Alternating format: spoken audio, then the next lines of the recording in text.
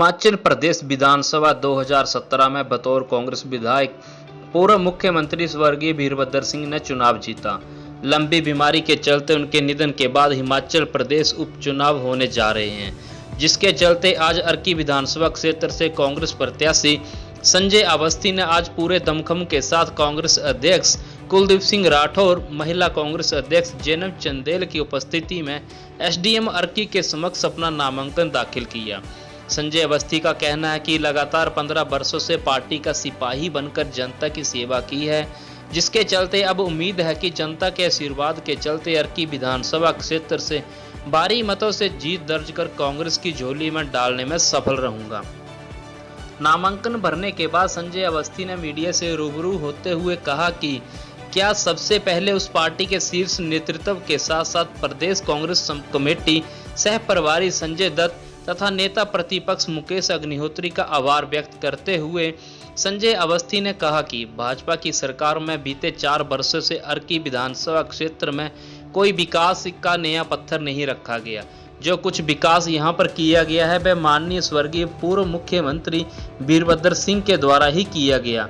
सर्वप्रथम तो मैं अपने कांग्रेस पार्टी के शीर्षस्थ नेतृत्व का आभार प्रकट करता हूं। श्रीमती सोनिया गांधी जी, श्री राहुल गांधी जी, श्री राजीव शुक्ला जी, सह प्रभारी जो हमारे संजय दत्त जी और प्रदेश अध्यक्ष श्री कुलदीप राठौर जी, श्री मुकेश अग्निहोत्री जी जो सीलेप लीडर हैं और उनके सहित सभी वरिष्ठ कांग्रेस के नेता जो हिमाचल प्रदेश कांग्रेस कमेटी के हैं, उनका मैं आभार प्रकट करता हूँ कि उन्होंने मुझ पर विश्वास जताया और मुझे प्रत्याशी घोषित किया।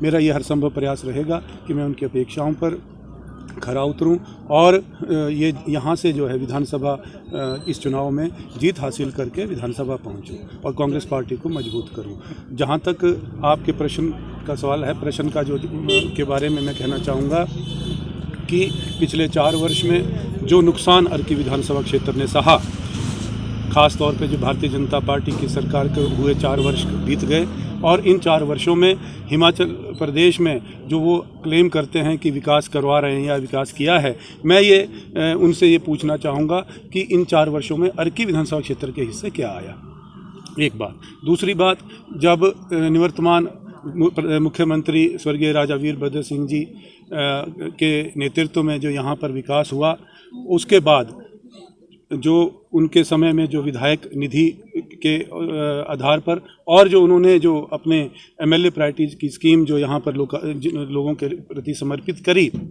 उसके अतिरिक्त अर्की विधानसभा क्षेत्र में इन 4 वर्षों में कोई भी विकास नहीं हुआ है। मेरा ये प्रयास रहेगा कि जो यहाँ के जो कार्य हैं, जो विकास कार्य ठप पड़े हैं, उनको सुचारू रूप से चलाने का कार्य रहेगा। और ख़ास तौर पर मैं माननीय मुख्यमंत्री को एक बात जरूर याद दिलाना चाहूँगा कि अगस्त माह में जब उनका यहाँ अर्की का दौरा था, उन्होंने 8 घोषणाएं जो अर्की विधानसभा क्षेत्र के लिए की थी और जब घोषणाएं मुख्यमंत्री कोई घोषणा करते हैं तो उसके बाद उसको अमली जामा भी पहनाया जाता है। मगर अगस्त माह से लेकर अब अक्टूबर माह आ गया, अभी तक उसके बारे में कोई प्रक्रिया शुरू नहीं हुई और 3 कैबिनेट की मीटिंग इस बीच हो चुकी थी। उसके बाद की जो घोषणाएं हैं, उन्होंने मंडी क्षेत्र में जो घोषणाएं की थी खास तौर पे, वो उन्होंने पूरी कर दी और वो जो कार्यालय खोले थे या अपग्रेड किए थे स्कूल या कुछ भी जो कार्य जो उन्होंने घोषणाएं की, वो आज इम्प्लीमेंट हो चुकी हैं। चाहता हूँ कि कभी भी कोई बड़ा राजनेता जब कोई घोषणा करता है जनता के सामने जनहित की योजनाओं को लेकर, वो पूरी करनी होती है। यदि जब वो पूरी नहीं करते हैं तो विश्वास जो हम राजनेता जो राजनेता पर जो जनता का विश्वास खत्म होता है, जनता का विश्वास टूटता है। इस चीज़ को हमें रोकना है। आज राजनेताओं से इसलिए लोग जो है, मैं समझता हूँ, नाराज़गी प्रकट करते हैं कि जब इस तरह की झूठी घोषणाएं होती हैं। मैं उनको ये याद दिलाने की कोशिश करूँगा और हर संभव प्रयास मेरा ये रहेगा कि जिस तरह से आज हमारे जो युवा बेरोज़गार हैं उनकी फ़ौज बढ़ रही है, आज महंगाई चरम सीमा पर है और ख़ास तौर पे जो हमारे इसके जो अपना आउटसोर्स के जो एम्प्लॉइज़ हैं, आज मांग कर रहे हैं कि उनके बारे में कोई नीति बनाई जाए। और आज करुणामूलक आधार पे जो कितने समय से जो आंदोलन कर रहे हैं शिमला में, उनके घर के जो कमाने वाले मुखिया थे वो नहीं हैं, उनकी मृत्यु हो चुकी है। उनकी वजह, उनके जो मृत्यु के बाद जो एक उनका अधिकार था कंपेशनेट ग्राउंड पे जो उनको नौकरियां मिलनी थी, आज तक जो है उनको नौकरियां नहीं दी गई। आज कर्मचारियों के लिए जो वेतन आयोग लागू नहीं किया जा रहा है, वो फाइल दबा कर बैठे हैं। और किसान कितने समय से संघर्ष कर रहे हैं। मैं इन सब बातों को जो है जनता को के सामने लेकर जाऊंगा और जनता को इनका 4 वर्ष का जो है कार्यकाल में क्या उपलब्धियां रहीं वो बताऊंगा। और मेरा ये पूर्ण विश्वास है, क्योंकि कांग्रेस पार्टी एक ऐसी पार्टी है जो सर्व धर्म को और हर एक समाज लेकर चलती है, ऐसी भावना से चलती है। देखिए, हमारे लिए हर चुनाव महत्वपूर्ण होता है, चाहे वो पंचायतों का चुनाव हो, नगर निगम का चुनाव हो, या विधानसभा का चुनाव हो, या लोकसभा का चुनाव हो। ये चुनाव बहुत ज़्यादा महत्वपूर्ण है, क्योंकि ये चुनाव आने वाले समय में जो 2022 का चुनाव है, उस चुनाव के लिए जो है मील का पत्थर स्थापित होगा। और जिस ढंग से आज हिमाचल प्रदेश में कांग्रेस पार्टी का संगठन मजबूती से आगे बढ़ा है, और भारतीय जनता पार्टी की चाहे दिल्ली की सरकार हो या शिमला की सरकार हो, इन सरकारों की जनविरोधी नीतियों के खिलाफ लामबंद होकर सड़कों पर उतरा है, ये निश्चित तौर पे हमारी मजबूती का परिचायक है। अभी नगर निगम के चुनाव हुए, 4 में से हम 2 चुनाव जो है जीते। धर्मशाला में हम बहुत कम अंतर से हारे हैं। और अभी ये जो 4 उपचुनाव होने वाले हैं, इसमें मैंने बहुत पहले कहा था कि हम अपने प्रत्याशी जो है भाजपा से पहले घोषित करेंगे, क्योंकि अक्सर कहा जाता था कि कांग्रेस अंतिम समय तक निर्णय नहीं लेती। हमने निर्णय लिया, और हमारे निर्णय लेने के बाद भारतीय जनता पार्टी में भगदड़ की स्थिति जो है मची हुई है। इनके जो सुरमा पहले मैदान में ताल ठोक रहे थे, चुनाव मैदान से भाग खड़े हुए। आज महेश्वर सिंह क्यों चुनाव नहीं लड़ रहे, महेंद्र सिंह क्यों नहीं चुनाव लड़ रहे, और आप जुबलकोट खाई में देंगे, वहाँ भी प्रत्याशी इन्होंने बदल दिया।